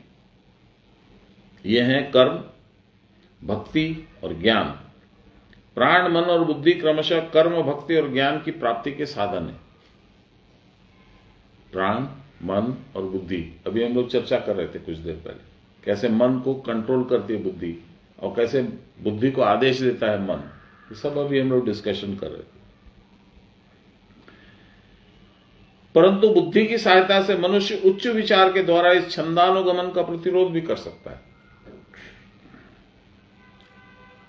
मैं कर क्या रहा हूं? मैं 40 साल बोकारो गया दीदी, 40 इयर्स, 365 दिन का यदि एवरेज निकालिए तो डेली का मेरा रन था गाड़ी का 150 किलोमीटर, इंक्लूडिंग हॉलीडेज। मैं 40 साल के अंदर में 5 गाड़ियां खत्म कर चुका। आना जाना नष्ट हो जाती थी गाड़ी। ठीक, मिला क्या मिला? कुछ नहीं है, हाथ में कुछ नहीं आया। 40 साल के, अभी 70 साल के हो गए तो क्या मिला? बस थोड़ा सा बैंक बैलेंस होगा है कितने। योगाभ्यास, भक्ति और ज्ञान अनुशीलन के द्वारा मनुष्य जब अपनी समस्त शक्ति को परिचालित करने के लिए उद्यत होता है और कृतकार्य होता है, तब वह देवत्व को प्राप्त कर सकता है। इस प्रकार के अनुशीलन या भगवत भजन के लिए पाप क्षय होना आवश्यक है। व्हाट इज दिस पाप? मैं तो कोई पाप नहीं किया हूं, तो मेरा पाप क्षय होने की बात क्यों कर रहे भगवान? भगवत प्राप्ति के लिए जीव में आग्रह उत्पन्न हो ही नहीं सकता, यह पाप क्षय नहीं होगा तो। वे ही दृढ़ भाव से भगवान का भजन कर सकते हैं जिनका पाप क्षीण हो गया है। गीता में भगवान कहते हैं, ये शाम त्वंतगतम पापम जनानाम पुण्य कर्मणाम ते द्वंद्व मोह निर्मुक्ता भजन्ते माम दृढ़व्रता। द्वंद्व और मोह, द्वंद्व क्या है? सुख चाहिए, दुख नहीं चाहिए, यही तो द्वंद्व है। ये सारा देह का धर्म है। हम सुख किसमें खोजते? वस्तु सापेक्ष सुख खोजते हैं। बड़ी सी मर्सिडीज गाड़ी आएगी तो सुख, छोटी सी मारुति 800 आएगी तो दुख, साइकिल में चलना पड़ेगा तो महादुख, है ना। तो हम वस्तु में सुख और दुख ढूंढ रहे, जबकि वहां सुख और दुख है ही नहीं। सुखंग, खंग माने आकाश, आकाश माने भगवान। जब भगवान के नजदीक जाओगे तो सुख है। जैसे गर्मी है, बहुत तपन है, सब कुछ है, समुद्र के किनारे जाओ या किसी गहरे छायादार वृक्ष का झुरमुट है, वहां जाओ, हवा मिलेगी, सुख हो जाएगा। और वही धूप में खड़े रहो तो दुख हो जाएगा। इससे भगवान से दूर जाओगे तो धूप में खड़े होने के बराबर हुआ, पसीने से तराबर हो जाओगे, टेंशन में आ जाओगे, लोगों पे झल्लाओगे। द्वंद्व और मोह से निर्मुक्त न होने के कारण ही भगवान को दृढ़ भाव से भजने की प्रवृत्ति साधारण मनुष्यों में प्रबलता पूर्वक नहीं आती। मनुष्य के पार्श्विक धर्म में उसका प्रधान विघ्न है। इस पशु भाव से ऊपर न उठ पाने के कारण जीव में जो एक असाधारण शक्ति या धर्म रहता है वो परिस्फुट नहीं होता। असाधारण शक्ति कहां से आई?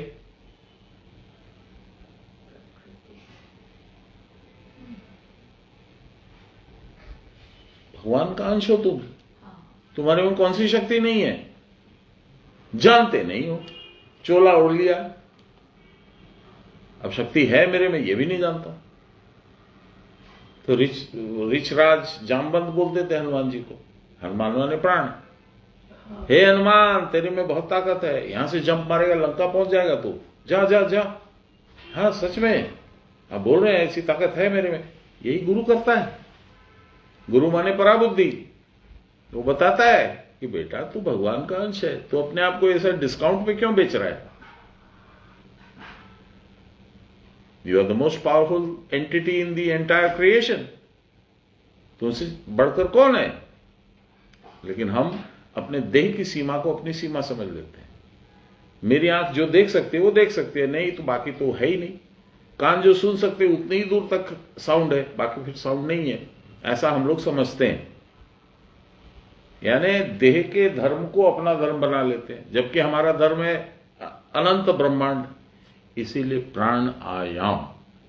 प्राणायाम जो करते हैं इसका पर्पस ये, प्राण का आयाम, प्राण का डायमेंशन। डायमेंशन का मतलब क्या? सीमा। प्राण की सीमा क्या है? प्राण की सीमा है भगवान की सीमा तक, यानी एंटायर क्रिएशन। तो आप क्या करोगे? आपने शरीर ओढ़ लिया, शरीर को अपनी सीमा मान लिया। अब इस सीमा से बाहर निकलने का एक ही उपाय है pranayama. To know the actual dimensions of your prana. और प्राण क्या है? प्राण है समस्त ब्रह्मांड में व्याप्त है। कोई एक जीव बता दो जो बिना प्राण का है। यदि वो बिना प्राण का है तो प्राणी नहीं हो, तो मृत देह है। फिर प्राणी क्यों बोलते हैं? क्योंकि उसमें प्राण है। और वो कोई भी जीव हो चाहे, he will not know he is that powerful, because Mirabai गाती थी, घूंघट के पट खोल रे तोहे पिया मिलेंगे, कटुक बचन मत बोल रे तोहे पिया मिलेंगे। बहुत सुंदर है, इसमें अनहद बाजा बजता है, ये होता है, तो मुझे याद नहीं है। ये घूंघट क्या है? शरीर। शरीर के कितने लेयर्स हैं? 9। शरीर के 17 लेयर्स हैं। जिसने इन 17 लेयर का घूंघट खोल दिया वो क्या हो गया? 17 जीत हो गया। वो भगवान का ससुर। और उसकी पत्नी कौन है? भगवान की सत्यभामा। ये 17 जीत की बेटी है। यानी ये शरीर के परे जाओगे तो सत्य से परिचय होगा तुम्हारा। ये 17 क्या है? 5 कर्मेंद्रिय, 5 ज्ञानेंद्रिय, 10 और 5 भूमि रापो अनलो वायु खंग, 5 तत्व, 15 चित्त बुद्धि अहंकार। चित्त और बुद्धि को एक में गिना जाता है, इसलिए 2, तो 17। इनके परे जाओगे तो भगवान से परिचय होगा, सत्य से परिचय होगा, क्योंकि वही सत्य है, बाकी कुछ सत्य है नहीं, सब असत्य है। Everything is a passing phase. My life, my wife, my children, my wealth, my house, anything, सब पासिंग फेज है, आज है कल नहीं है। भगवान अनंत काल से हैं, अनंत काल तक रहेंगे।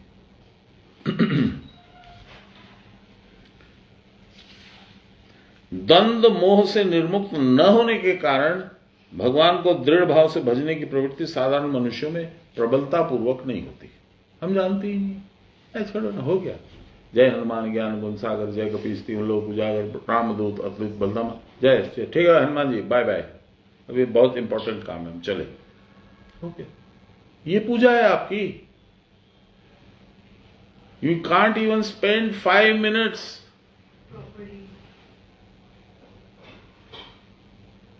ये प्रबलता कहां से आएगी? जब तक परिचय नहीं होगा तब तक प्रेम नहीं होगा, प्रेम नहीं होगा तो आग्रह नहीं होगा। भगवान को जानते ही नहीं है। हनुमान जी कौन है? नहीं जानते। कृष्ण भगवान कौन है? नहीं जानते। वो वृंदावन में जन्मे थे, वो जेल में जन्मे थे मथुरा में, फिर वृंदावन में ले गए उनको। ऐसे we know the stories but we don't know the significance, we don't, उसका मतलब नहीं जानते हम। रामचंद्र जी कौन है? अब पूरे भारत में हल्ला हो रहा है, राम मेरे घर राम आएंगे, मेरे घर राम आएंगे। हम भी कल लिख के भेजे थे फोटो, मेरे घर राम आएंगे। आ गए राम, तो क्या हो गया? वो तो पहले से बैठे यहां। बट हमको आदत है कि हम आंख से नहीं देख लेंगे तब तो हमको समझ में नहीं आएगा, इसलिए हमको उनकी प्रतिमूर्ति चाहिए।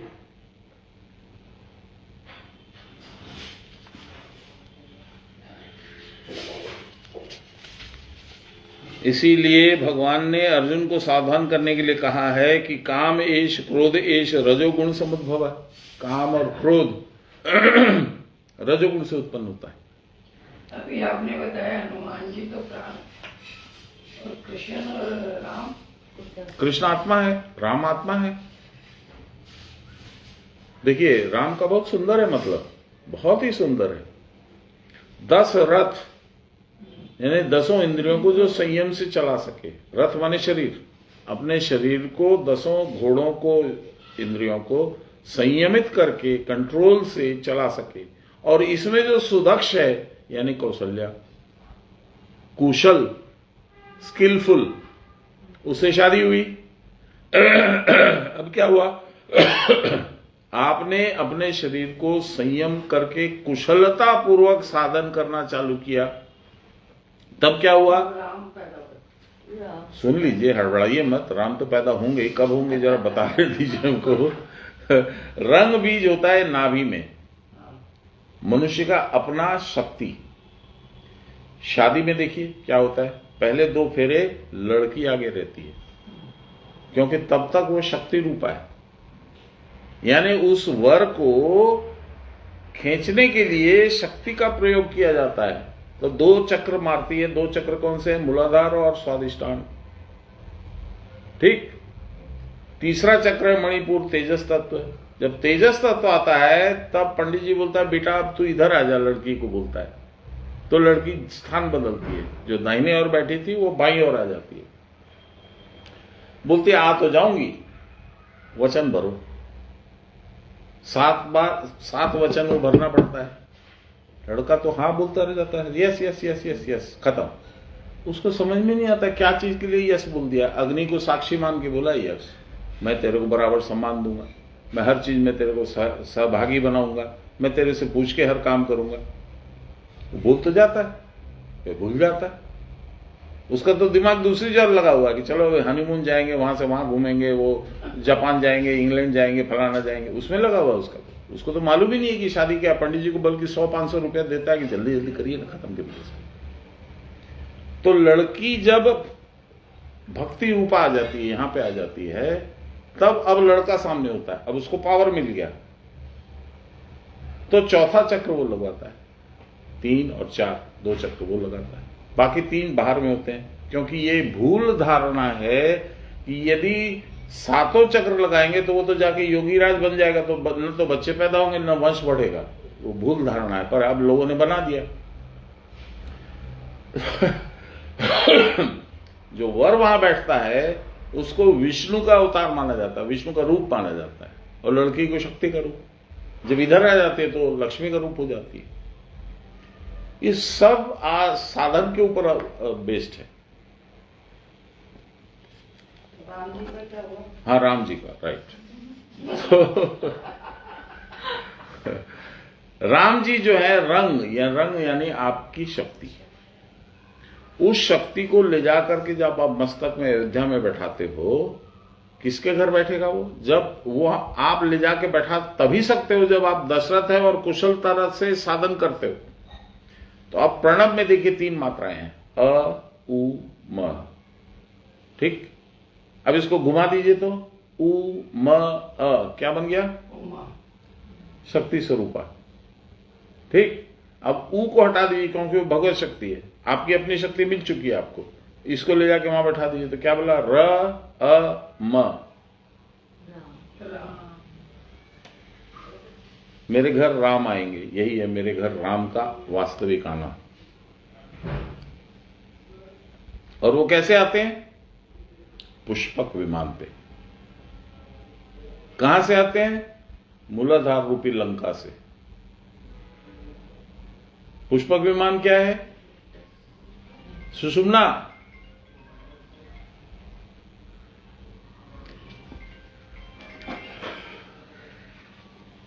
तो यहां कह रहे हैं कि काम ईश क्रोध ईश रजोगुण समझभव।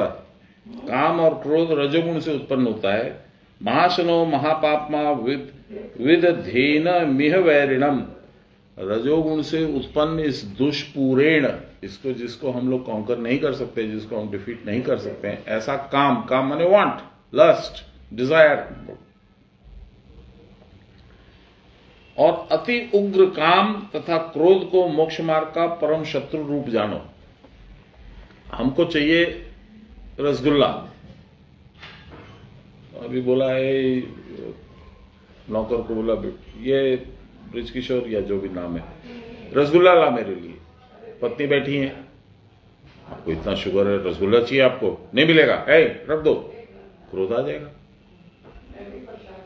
काम सेटिस्फाइड हो गया तो नेक्स्ट काम जनरेट करेगा, नेक्स्ट इच्छा जनरेट करेगा, और जब नहीं सेटिस्फाइड हुआ तो क्रोध जनरेट करेगा।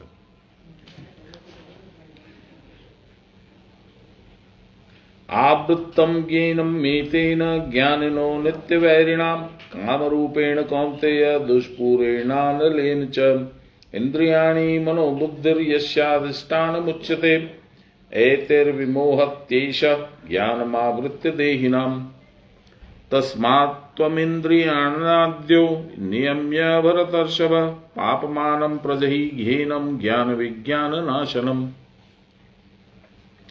लास्ट के 2 शब्दों से हम लोग चालू करते हैं, ज्ञान विज्ञान नाशनम।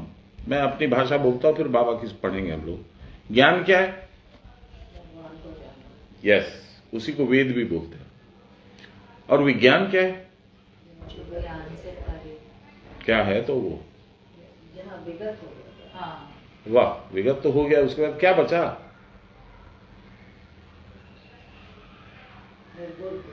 बताते। Very interesting if you go into the details. ज्ञान है, मैं जानता हूं भगवान के बारे में, यानी वेद पढ़ रहा हूं मान लो, या वेद का अध्ययन कर रहा हूं, या कोई मुझे वेद सिखा रहा है, तो ज्ञान है।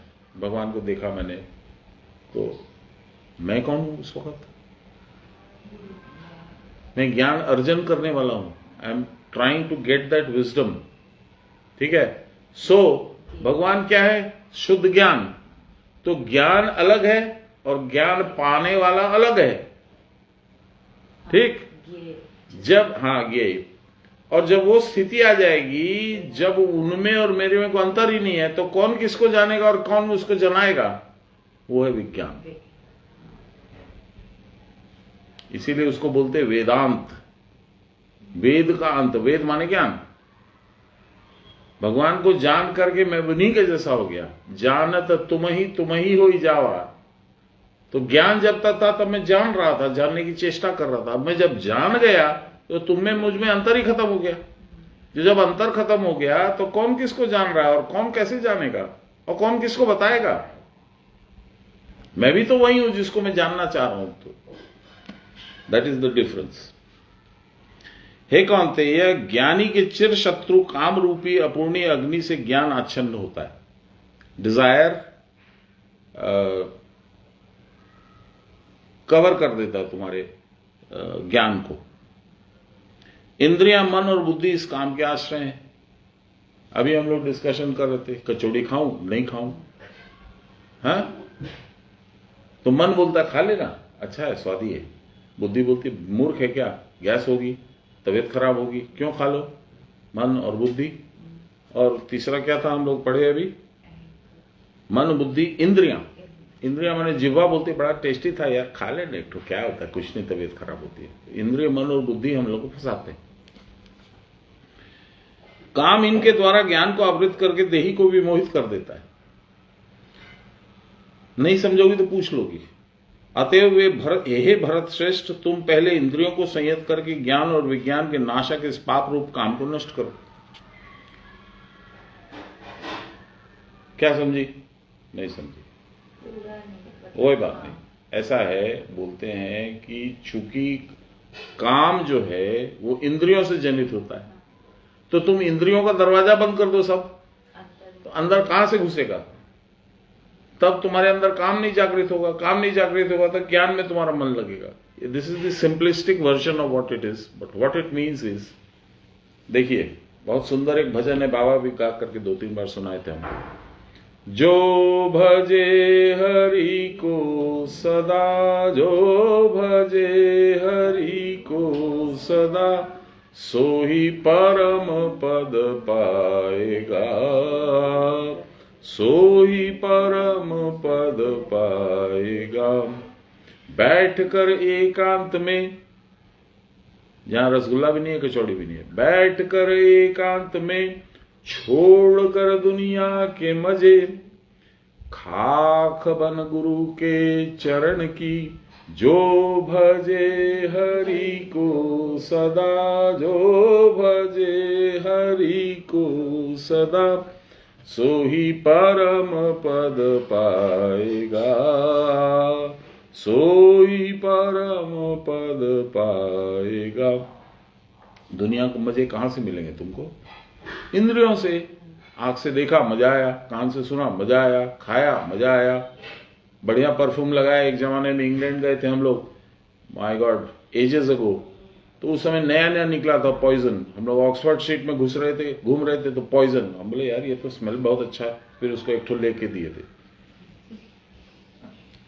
तो जो चीज अच्छी लगती है वो आदमी को चाहिए। इंद्रियों के द्वार से पहले आती है, तुम्हारे मन को उद्वेलित करती है, अरे बहुत अच्छा है, मैं अपनी पत्नी को दूंगा, और उसमें जेंट्स परफ्यूम होता तो मुझे मिलता। चल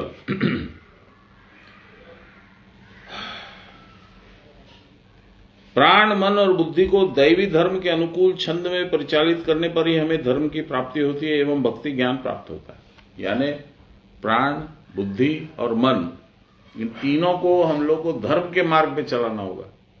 संसार के मार्ग पे चलते ही रहते हैं हम लोग तो, और फंसते रहते हैं, गिरते रहते हैं, उठते हैं, फिर चलते हैं उसी रास्ता नहीं छोड़ते हम लोग। लेकिन उसको उल्टे रास्ते चलाएंगे तो वो जो शक्ति हम उसमें वेस्ट करते हैं इन गेनिंग नथिंग, वो हमारे को भगवान दिलाएगी। उससे बढ़िया चीज क्या है? उनके चरम उत्कर्ष के द्वारा ही जीव का जीवन तो छूटता है। पहले प्राण शक्ति के विषय में आलोचना करिए। क्या है प्राण शक्ति? बोलो। भगवान की शक्ति है प्राण शक्ति। तुम्हारे अंदर कहां से आई भगवान की शक्ति है? तो कि हम लोग भगवान के अंश हमारे अंदर। Yes, absolutely right. तुम्हारे अंदर तो एक्स्ट्रा शक्ति है देवी। पहले प्राण शक्ति के विषय में आलोचना कीजिए। प्राण शक्ति को दैवी संपत्ति के अनुकूल भाव में परिचालित किए बिना ये प्राणी भगवान के साथ योग युक्त होने में सर्वप्रथम और सर्वप्रधान विघ्न होकर खड़ा हो। यदि संसार में जोड़ दी अपने प्राण की शक्ति को, तो वो that will create the maximum amount of obstructions on your way to reach the almighty. प्राण शक्ति का कार्य स्पंदन, लपदुप लपदुप लपदुप। प्राण शक्ति के द्वारा स्पंदित होकर इंद्रियां, देह और मन निरंतर विषयाभिमुख दौड़ते हैं। इसका मैं एक कल बड़ा सुंदर उदाहरण बोला था। इसका उदाहरण ये है, आत्मा जो तुम्हारे अंदर है उसका नाम है रुक्मिणी। भगवान की क्या है रुक्मिणी? पटरानी है ना। कौन से भगवान? भगवान कृष्ण। उनकी और भी रानियां हैं, सत्यभामा, जामवंती, प्लस 60,000 दूसरी नारियों से शादी करी थी उन्होंने, वो भी अलग कहानी है। तो हम लोग खाली रुक्मिणी की कहानी सुनते हैं। रुक्मिणी को किसने कैद किया? आत्मा है वो। रुक्मिणी इज आत्मा, सोल। उसको किसने कैप्चर किया है? तुम्हारी बॉडी ने आत्मा को पकड़ रखा है और बुद्धि ने फंसा के रखा है, और मन कहता है अरे नहीं, कहां जाएगी तू, मेरे साथ रहे। तो किसने रोका?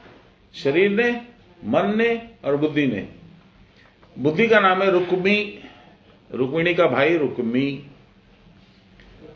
शरीर का नाम है जरासंध, जो कि उसका मित्र है। रुक्मी का भी मित्र है, शिशुपाल का भी मित्र है, और शिशुपाल का मतलब है मन। तो मन, बुद्धि और शरीर ने आत्मा को जकड़ रखा है कि नहीं जाने देंगे, कैद में डाल रखा है। अब रुक्मी छटपटा रही है, रुक्मिणी छटपटा रही है कि मुझे तो इनकी बेवकूफों के साथ रह के क्या ना जाना। और वो ऊपर से भाई बोलता है कि शिशुपाल मेरा मित्र है, उससे तेरी शादी कर दूंगा, मन से शादी कर दूंगा तेरी। तो वो ब्राह्मण, ब्रह्म में जो रमण कर सके सो ब्राह्मण, उसको भेजती है कृष्ण के पास। चिट्ठी आई है, चिट्ठी आई है। भगवान को चिट्ठी मिलती है, प्रभु मैंने मनी मन आपको स्वामी मान रखा है, पर ये दुष्ट लोगों ने मुझे पकड़ रखा है। आप मुझे, नागपुर विदर्भ में आता है। नागपुर क्या है? Centre of the body. वहां की राजकुमारी है, रहती है यहां पे। तो जरासंध की सेना, रुक्मी की सेना और शिशुपाल की सेना तीनों निकलती है। भगवान रुकते हैं और युद्ध करते हैं। तब तक में आ जाते हैं बलराम। बलराम कौन है?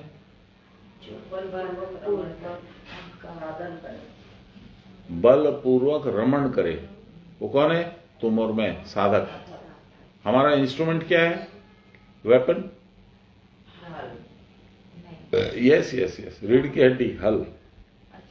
बलराम का स्ट्रेंज था। उस समय शुरू में कहानी सुनते थे, अपना हल निकाला तो हमको मन में लगता था क्या पागल करने वाला बात है, हल से कोई लड़ता है क्या? बंदूक नहीं, तीर नहीं, भाला नहीं, तलवार नहीं, हल निकाल के लड़ रहे।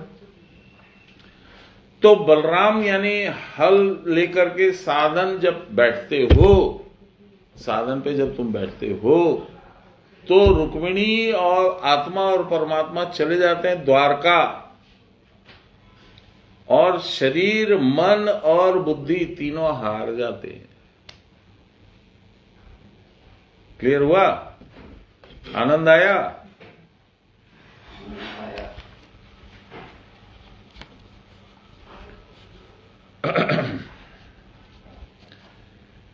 प्राण शक्ति को दैवी संपत्ति के अनुकूल भाव में परिचालित किए बिना यह प्राण ही भगवान के साथ योग युक्त होने में सर्वप्रथम और सर्वप्रधान विघ्न होकर खड़ा हो जाएगा। ये चित्त, बुद्धि, अहंकार सब इसी के लग जाएंगे। क्या भगवान के पास रखा है? देखो ना, वो लॉटरी निकल रही है, उसका टिकट खरीद लो, तुमको 5 करोड़ रुपया आ जाएगा।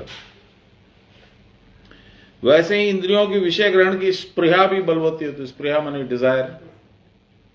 इसलिए प्राण शक्ति को यथेच्छ स्पंदित न होने देना चाहिए, शांत रहना चाहिए। इसीलिए प्याज लहसुन बैंड है, एजिटेट करते हैं। प्राण लहसुन जो है नर्व्स को एजिटेट करते हैं। जिनमें उनकी गति दैवी संपत्ति की ओर प्रसारित हो, वैसी चेष्टा करना साधक का प्रथम प्रयोजन है। जैसे विद्या या कौशल के द्वारा प्राण की देवी को भाव में अनुप्राणित किया जाता है, ऋषि लोग उस विद्या को योग विद्या कहते हैं। उसका प्रधान अंग है प्राणायाम। प्राणायाम क्या है समझ गई थी? अभी थोड़ी देर पहले बात की हम लोग। प्राण का आयाम, हम लोग बोलते नहीं है त्रिआयामी चलचित्र, इंग्लिश में 3 dimensional movie. What is the third dimension? हम लोग लेंथ और ब्रेड्थ में तो स्क्रीन पे देखते हैं. Third dimension is it is suppose to move towards you और अवे फ्रॉम यू. तो हाइट या depth, whatever you want to call it. तो 3 डायमेंशन नहीं होंगे तो रियलिटी नहीं समझ में आती है. अच्छा, तुम क्या है, शरीर को अपने समझते हो कि यही सब कुछ है मेरा, इसके बाहर कुछ नहीं है.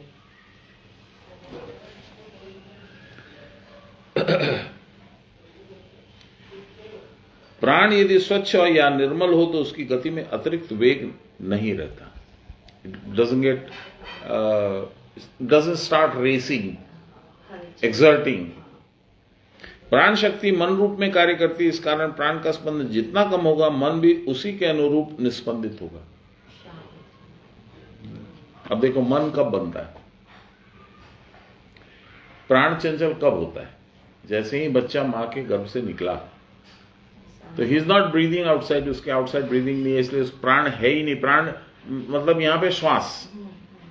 तो क्या करता है वो? क्लैंप लगा करके और यहां पर सक्शन से वो म्यूकस वगैरह हटा देता है, जिससे breathing passage is free and clear. और उसके बाद में उसका वो क्लैंप के बगल में इंसिशन दे करके उसको डिस्कनेक्ट कर देता है मां से. और तब क्या होता है, बच्चा यदि ब्रीदिंग किया तो वेरी गुड, नहीं किया तो उसको हिला डुला के थोड़ा थपथपा करके उसको चालू कर देता है. तो क्या करता है, फर्स्ट रिएक्शन बच्चे का क्या? रोता है. और उसके बाद सारी जिंदगी रोता ही रहता है. और उसका रोना जो है वो डबल हो जाता है जब शादी होती है तब. हो गया है? हो गया 7 बज गया. क्या हो गया? 7 बज गया. 7 बज गए. अच्छा अच्छा. आंटी ठीक होती. संकल्प विकल्प के द्वारा मन अशुचि हो जाता है. अशुचि माने अपवित्र, शुचि माने पवित्र. मन के शुद्ध होने पर बुद्धि भी निर्मल होती है और एक मुखी हो जाती है. एक मुखी मतलब unidirectional, doesn't move in multiple directions, जो कि हम संसार में नॉर्मली करते हैं. मेरे फैक्ट्री में भी टेंशन है, मेरा वो ऑफिस में भी है, वहां भी है, लॉ में भी है, कोर्ट में भी है. यहां एक ही है, भगवान को पाना. बुद्धि की एकाग्रता वृद्धि, कॉन्सेंट्रेशन इंक्रीजेस. यह एकाग्रता जिसकी जितनी अधिक होती है, उसे ध्येय वस्तु के प्रति उतना ही अधिक भक्ति या प्रेम उत्पन्न होता है. वस्तु के प्रति एकाग्रता जिस परिमाण में स्थापित होगी, उससे भी अधिक उस वस्तु के प्रति उसकी प्रीति उत्पन्न होगी. You will not believe it. I'm speaking with the Gita in my hand. मैं मंदार गया था. You have been to Mandar? एक दिन कभी पापा को लेके चलो, मैं चलूंगा साथ. साधक कर रहा हूं, 8 दिन 10 दिन हो गए थे. अचानक I see a blackberry in my kutastha. Can you believe it? इतना पावरफुल था माइंड. मैं सोच के गया था, पहले यहां दब के गया था कि ठीक ब्लैकबेरी खरीदूंगा. कुटस्थ में ब्लैकबेरी दिख रहा है मेरे को. मैं बोला ये क्या हो रहा है. उसके बाद आया तो फिर ब्लैकबेरी रेडी था. Manju had bought it for me. This is the way the brain works. This is the way you are attracted to non-essential items. हैं? What we say आजकल जो power of manifestation. हाँ, अब बताओ तुम. आई स्टिल रिमेम्बर, उसमें वो buffering होता है, एक तो सर्कल घूमता है ना, वो घूम रहा था उसमें. बफरिंग कर रहा था मेरे कुटस्थ में. समस्त प्राणियों के शरीर में काम, क्रोध, भय, निद्रा और श्वास, ये 5 दोष रहते हैं. कामादि प्राकृतिक गुणों को जय करने से ही जीवात्मा देहाभिमान को त्याग करके परमात्मा का दर्शन प्राप्त करने में समर्थ होता है. योग बल से काम, क्रोध, मोह, अनुराग, स्नेह, इन 5 दोषों का त्याग करने पर मोक्ष होता है. योग बल से कैसे त्याग होगा?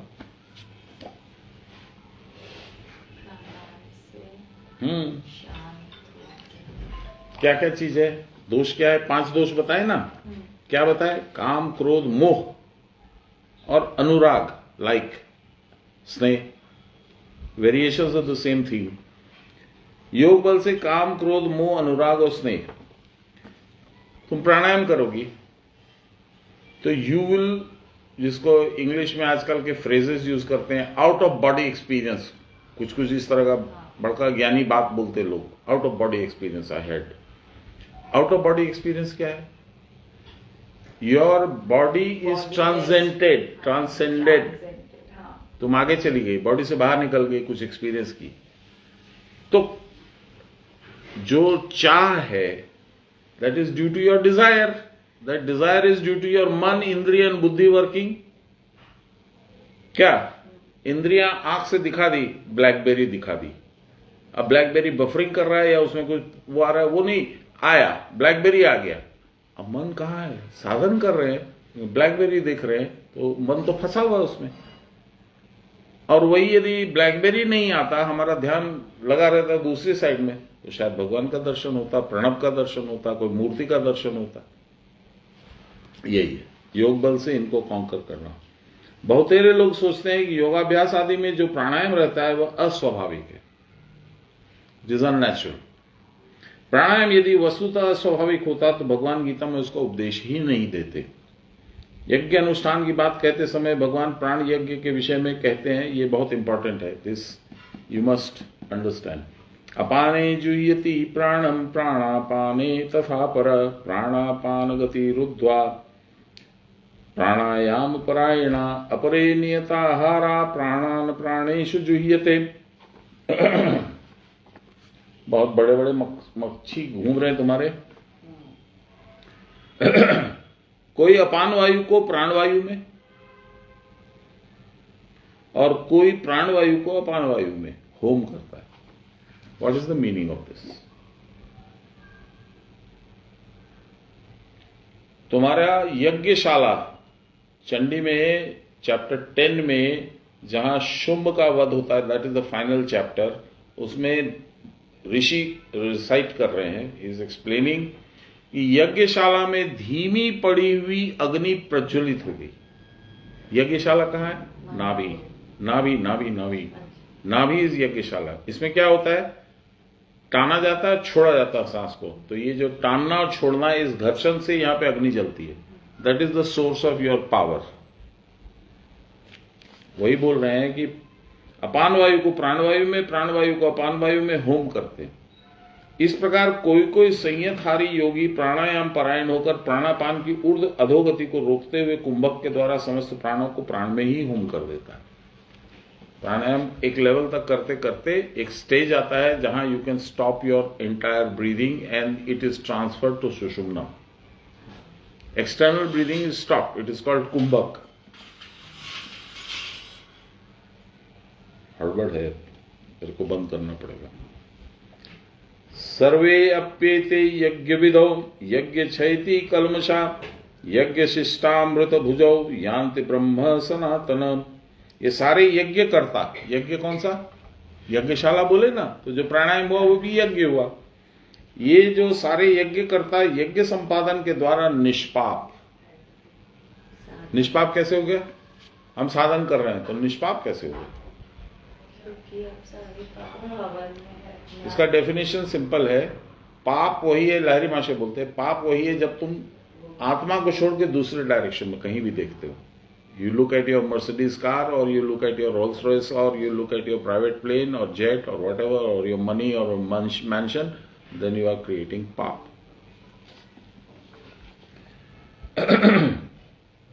यज्ञ शेष अमृत का पान करके सनातन ब्रह्म को प्राप्त होते हैं। यज्ञ शेष का अमृत क्या होता है?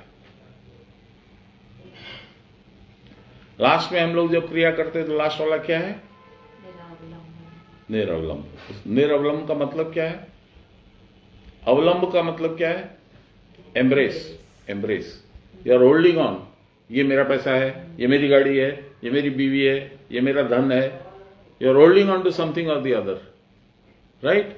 निरवलंब, you are not holding on to anything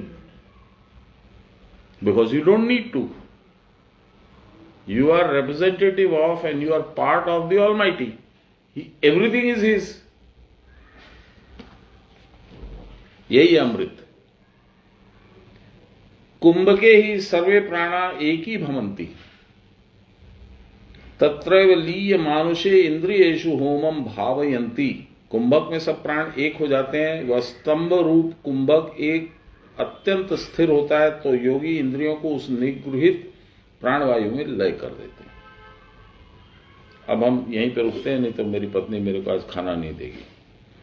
Gita में भगवान फिर 5वें अध्याय में कहते हैं, ये सब हम लोग फिर कभी पढ़ेंगे।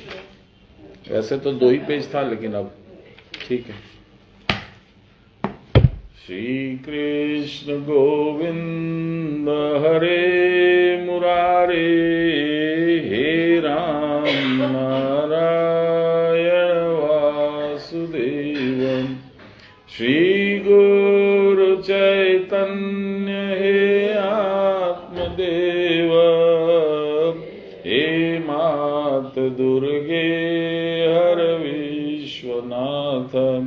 सर्वे भवन्तु सुखिनः, सर्वे सन्तु निरामया, सर्वे भद्राणि पश्यन्तु, मा कश्चित् दुःखभाग् भवेत्। असतो मा सद्गमय, तमसो मा ज्योतिर्गमय, मृत्योर्मामृतं गमय। आविराविमहीधि रुद्रयत्ते दक्षिणां मुखं, तेन मां पाहि नित्यं। रुद्रयत्ते दक्षिणां मुखं, तेन मां पाहि नित्यं। बोलिए प्रेम से गुरु महाराज की जय, परम गुरुदेव की जय, परात्पर गुरुदेव की जय, परमेष्टि गुरुदेव की जय, आदि गुरुदेव की जय, गुरु माता की जय। हर हर महादेव। क्यों पढ़ जाना चाहिए, क्यों बजाना चाहिए? श्लोक याद है? आवाहनम च देवानां विसर्जनम च रक्षसाम।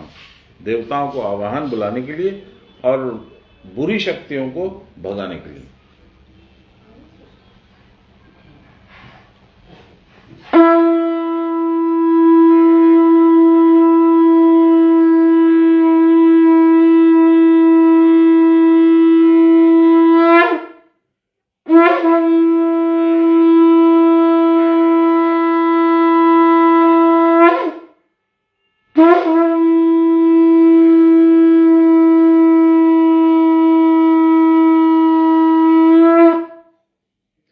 जय गुरु। माँ जय गुरु नेबेन, আমার প্রণাম নেবেন। आप लोग सबको जय गुरु, जय गुरु।